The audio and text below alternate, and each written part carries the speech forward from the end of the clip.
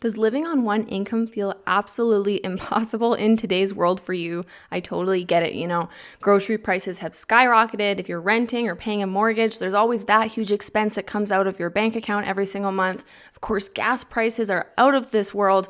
It can feel like there's never enough money to go around, and the idea of even saving a little each month might seem totally out of reach. But I'm here to tell you that it is possible. My family has been living on one income for over a year now, with my husband being the sole provider. And while it does take intentionality and self-control, it doesn't mean that we go without or that we have to live in this constant state of stress. So today I thought it'd be a great time to share 6 practical ways that our family saves while living on that one income.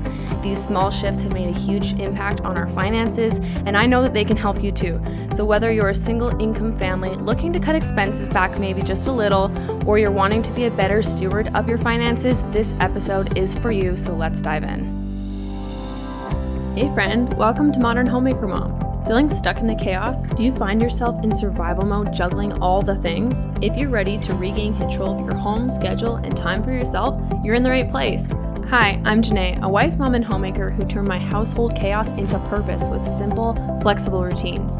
I'm here to help you create a cozy, clutter-free home and reclaim your time for what matters most. In this podcast, you'll find episodes around home routines, cycle syncing, and self-care practices so that you can eliminate the overwhelm and create a home that you love. Go grab that laundry basket and let's get started. If you are loving the episodes I'm sharing here, all about homemaking and routines and rhythms and cleaning and decluttering, all the things, you're going to absolutely love my free Facebook community called Simple Home Routines for Homemakers.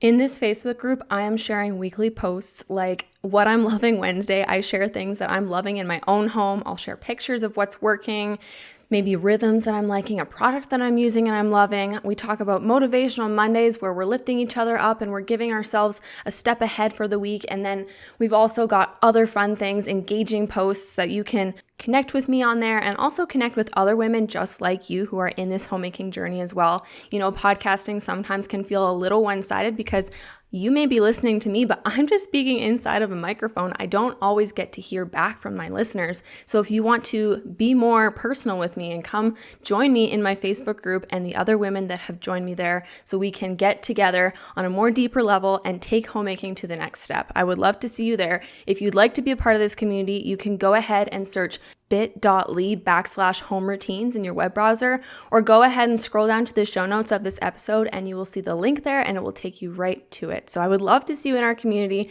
I hope that you join us there. Okay, so let's get into today's episode with a story. I remember when my husband and I first made the decision to live on one income.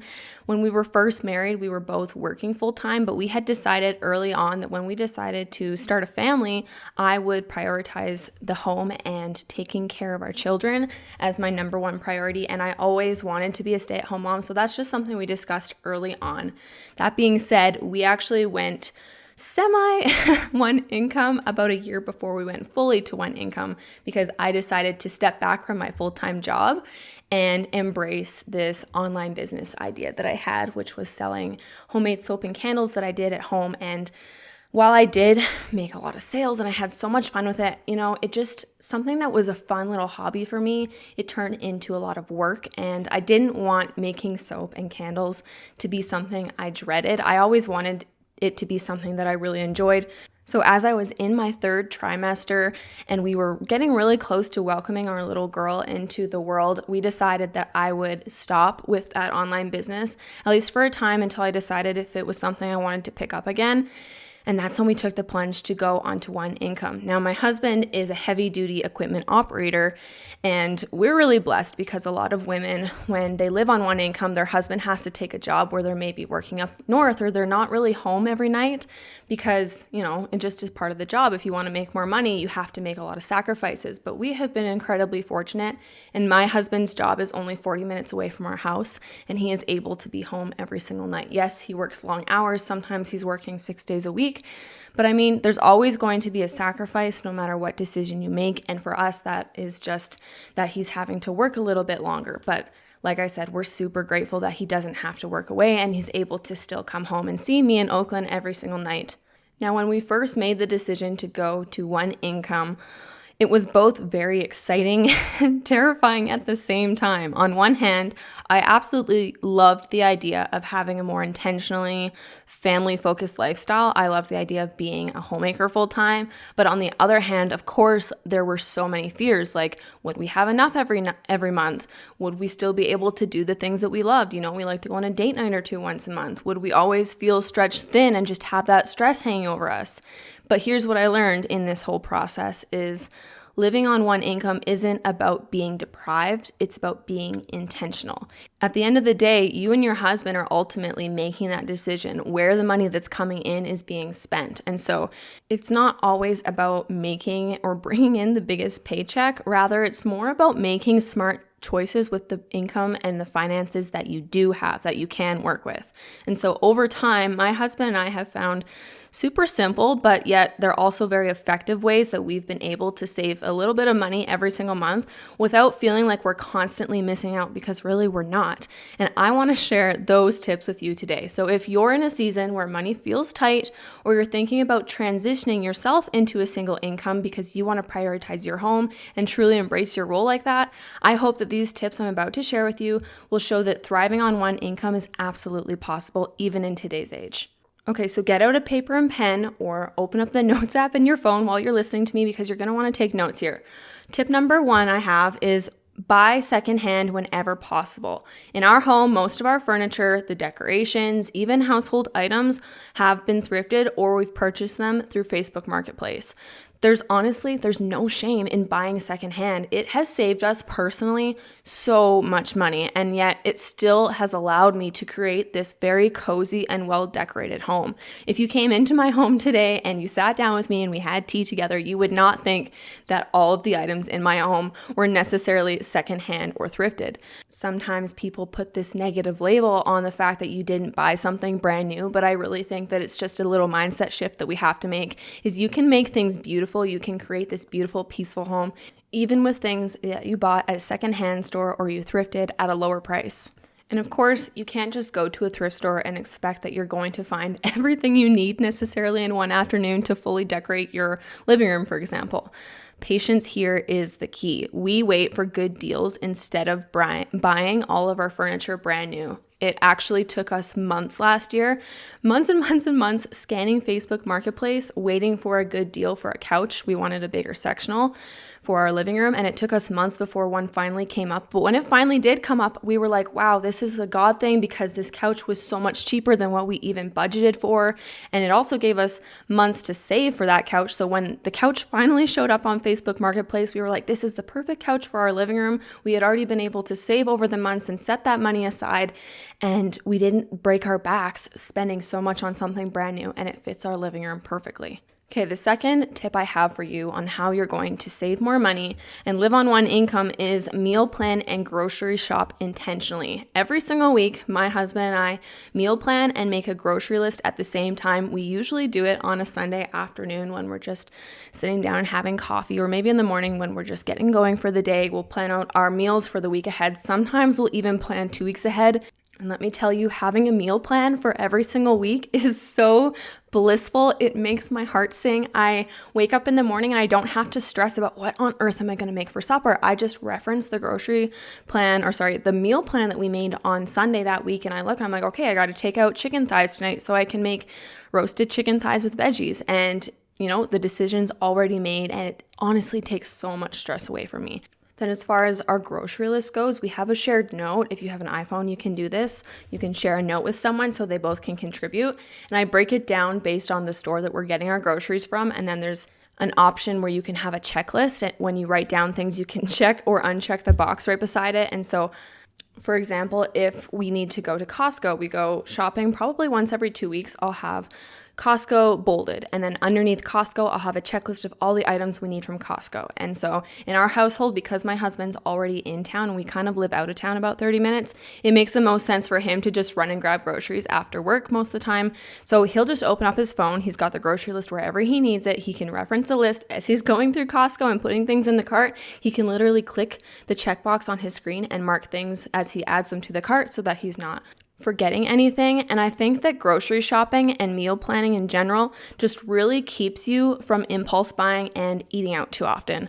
which can really save a lot of money over time. Think about it. Like, how much does it cost you to go and eat out with your family? It's like at least $50 Canadian for me. I'm in Canada. I'm not sure what it's like in the States. Probably cheaper. I find everything in the States is cheaper, but it just really adds up. And when we realize how much we're spending on eating out, you'll very quickly want to start planning your meals at home because it just saves so much more. Just investing in a little bit of planning each week for your meal planning and your grocery shopping makes things way more efficient and budget friendly. The third thing that my husband and I do together each month to save is we budget and track every single dollar. We actually use an app called Every Dollar to track our income and expenses. And I'm being serious when I say we track even the small transactions like, oh, $1 here, $3 transaction there. Like, it all goes through this budget tracker. I know budgeting sounds restrictive, but it doesn't have to be that way. It really just means that you're being aware of where your money is being spent. My husband and I started budgeting this way when we first got married because that's when we combined our income. And it was so eye-opening. Oh my goodness. I had never budgeted in my life before this. My husband had actually spent a lot of time before he met me really learning about finances from Dave Ramsey specifically. And he just brought this to our marriage and he was like, we need to start budgeting. We need to track our income. We need to track our expenses. We need to know where the money is being spent so we can be more mindful of our spending habits. And it was, like I said, it was just so eye-opening for me. And it was very, very humbling because in those first few months, we did not realize that we were not saving a cent. We were overspending every single month because we were spending so carelessly. And so once we started budgeting and tracking and really allocating and being intentional of where money was allowed to go every single month, it made us actually fully aware of where our money was going. And we actually started to save because we prioritized it then. Now, of course, we don't follow this perfectly all the time, but in general, it definitely has helped us stay on track and avoid overspending. Okay, before I continue, can I ask a quick favor of you? If you've been enjoying this podcast and find value in these episodes, would you take a very quick minute to go ahead and leave me a review? Your review helps more women just like you find this podcast. It helps my show to grow, and it really just means the whole world to me. If you're loving what you hear, hit that 5-star rating and leave a short review. I appreciate it so much. All right, the fourth thing that my husband and I do each month to save money is we DIY what we can instead of paying for services. Jeremy, my husband, takes care of our car maintenance, so he'll do the oil change, he'll do the brake replacements and small home repairs on his own. If he doesn't know how to do something, he will sit down and watch a video and learn how to do it instead of hiring out. This has alone saved us hundreds, if not thousands of dollars over time. And of course, there's naturally going to be things that are out of his reach that he just can't do. But he has been very determined to try to do as much as he can because it just truly does save us so much. Okay, the fifth tip I have is we live with a less is more mindset.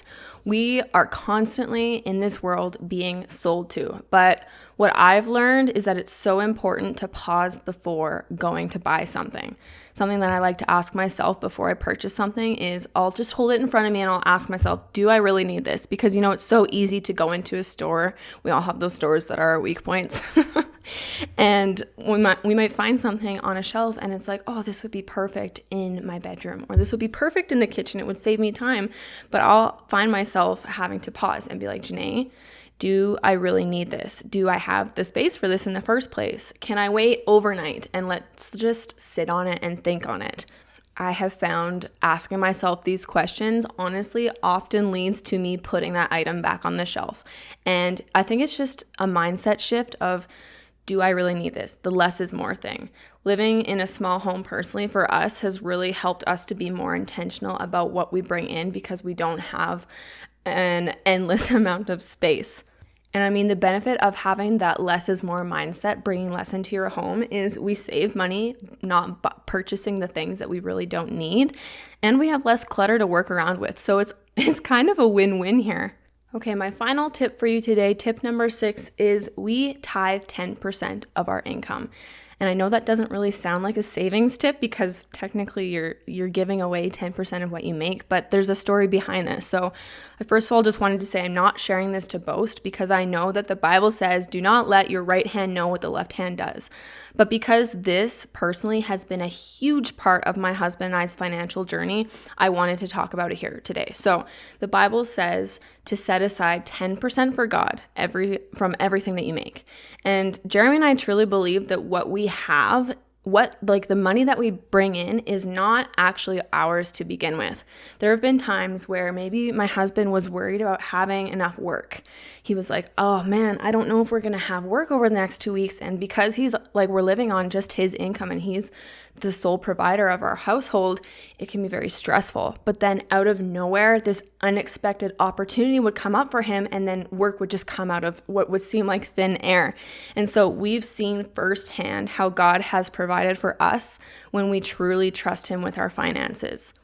So maybe you're wondering okay, great, but how does tithing and giving away 10% of your income have anything to do with that? Well, for us, tithing isn't about giving away money necessarily. It's about trusting that God is going to take care of us. I really think that giving up that 10% every single month is really proving to God, hey, we trust that you have this and this is your money, God.